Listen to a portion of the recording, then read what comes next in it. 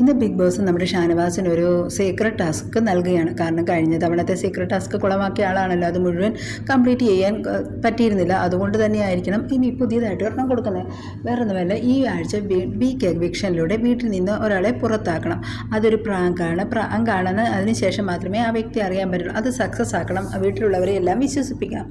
ഇങ്ങനെ ഒരു എവിക്ഷൻ ഉണ്ടെന്ന്, അതായത് ഈവനിങ്ങിൽ നമ്മുടെ ബിഗ് ബോസ് അനൗൺസ് ചെയ്യും ഇങ്ങനെ ഒരു മിഡ് വീക്ക് എവിക്ഷന് വേണ്ടിയിട്ട് ഒരാളെ നോമിനേറ്റ് ചെയ്യാൻ വേണ്ടിയിട്ട്. അപ്പോൾ പറയും നിങ്ങൾക്ക് ഒരാളെ ചൂസ് ചെയ്യാം, അതായത് ആ ആൾ ആരായിരിക്കണമെന്ന് ചൂസ് ചെയ്യാനായിട്ട് നമ്മുടെ ഷാനവാസിനോട് പറയും. അപ്പോൾ ഷാനവാസ് ചോദിക്കണം, ബിഗ് ബോസ് ഇത് കാര്യമായിട്ടൊന്നും അല്ലല്ലോ അല്ലേ, പ്രാങ്ക് തന്നെയാണല്ലോ എന്ന് ചോദിക്കണം. ആൾക്കൊരു പേടിയുണ്ട് കേട്ടോ. അപ്പോൾ പറയണം അങ്ങനെയാണെങ്കിൽ ഞാൻ ആതിരയുടെ പേര് ചൂസ് ചെയ്യും. ഓക്കെ, ആതിരയുടെ പേരാണ് താങ്കൾ ചൂസ് ചെയ്തിരിക്കുന്നത്. അപ്പോൾ പറഞ്ഞു കൊടുക്കുകയാണ് 6 വോട്ടെങ്കിലും കിട്ടണം, അപ്പോൾ ഇതിന് വേണ്ടിയിട്ട് താങ്കൾക്ക് 6 പേരെ ചൂസ് ചെയ്യാമെന്ന് പറയുകയാണ്. അപ്പോൾ ഒരാൾ ഷാനവാസാണ്, പിന്നെ ബാക്കി 5 പേര്. അപ്പോൾ ചോദിച്ചു, ഇപ്പോൾ താങ്കൾക്ക് ഞാൻ ഒരാളെ ചൂസ് ചെയ്യാൻ അവസരം തരികയാണെങ്കിൽ അതിൽ ആരെ ചൂസ് ചെയ്യുമെന്ന് ചോദിക്കുകയാണ്. അപ്പോൾ അങ്ങനെയാണെങ്കിൽ ഞാൻ ലക്ഷ്മിയെ ചൂസ് ചെയ്യും, കാരണം ലക്ഷ്മി കൂടെ നിൽക്കണമെന്ന് ഷാനവാസിന് നന്നായിട്ടറിയാം.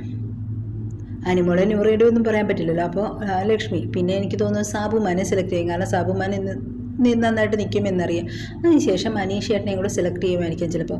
കാരണം മനീഷ് ചേട്ടൻ പറഞ്ഞായിരുന്നു ഇവർക്ക് എന്നെ കൺവിൻസ് ചെയ്യാൻ സാധിച്ചിരുന്നെങ്കിൽ ഉറപ്പായിട്ടും ഞാൻ കഴിഞ്ഞ ടാസ്കിൽ ഇവർക്കൊപ്പം നിന്നേനെ എന്ന് പറയും. അപ്പോൾ തന്നെ 4 പേരെയും, പിന്നെയുള്ള 2 പേരുടെ കാര്യത്തിലാണ് സംശയം. നമ്മുടെ അക്ബർ, നെവിൻ, ആര്യൻ ഇവരെയൊക്കെ ചൂസ് ചെയ്യുന്നുള്ള കാര്യത്തിൽ കണ്ടേറി. കാരണം കഴിഞ്ഞ തവണത്തെ ഇവരുടെ സീക്രട്ട് ടാസ്ക് കുളമാക്കിയ ആളാണ്. എന്തായാലും പ്രമോയിൽ നിന്ന് മനസ്സിലാക്കുന്നത് ഇത് സക്സസ് ആയി എന്ന് തന്നെയാണ്. അപ്പോൾ എന്തായാലും ചൂസ് ചെയ്ത ആളുകൾ നമ്മുടെ ഷാനവാസിനൊപ്പം നിന്നിട്ടുള്ളതെന്നുള്ള കാര്യത്തിൽ സംശയമൊന്നുമില്ല. എന്തായാലും മിഡ് വീക്ക് വിഷയനൊക്കെ സക്സസ് ആയിട്ട് ആ ഒരു നോമിനേഷൻ പ്രഖ്യാപനം നമ്മുടെ സീക്രട്ട് ടാസ്ക് സക്സസ് ആയ സ്ഥിതിക്ക് എന്താണേലും നമ്മുടെ ഷാനവാസിന് ഒരു പവർ കിട്ടുമായിരിക്കും. കാരണം അങ്ങനെയുള്ളവർക്ക് ബെനിഫിറ്റ്സ് എപ്പോഴും നമ്മുടെ ബിഗ് ബോസ് കൊടുക്കാറുണ്ട്. അപ്പോൾ ഇത്തവണത്തെ ഒരു പ്രത്യേകതയാണ് സൂപ്പർ പവറുകൾ കിട്ടി കഴിയുമ്പോൾ എന്തായാലും ആദില ഉടക്കും, ഒപ്പം നൂറയും ഉടക്കും എന്നുള്ള കാര്യത്തിൽ ഒരു സംശയമില്ല. കാരണം ആദില ചെറിയൊരു കാപ്പിക്ക് പോലും കണക്ക് പറയുന്നതാണ്. എന്തായാലും ടാസ്ക് വിജയിച്ച ലക്ഷണം തന്നെ.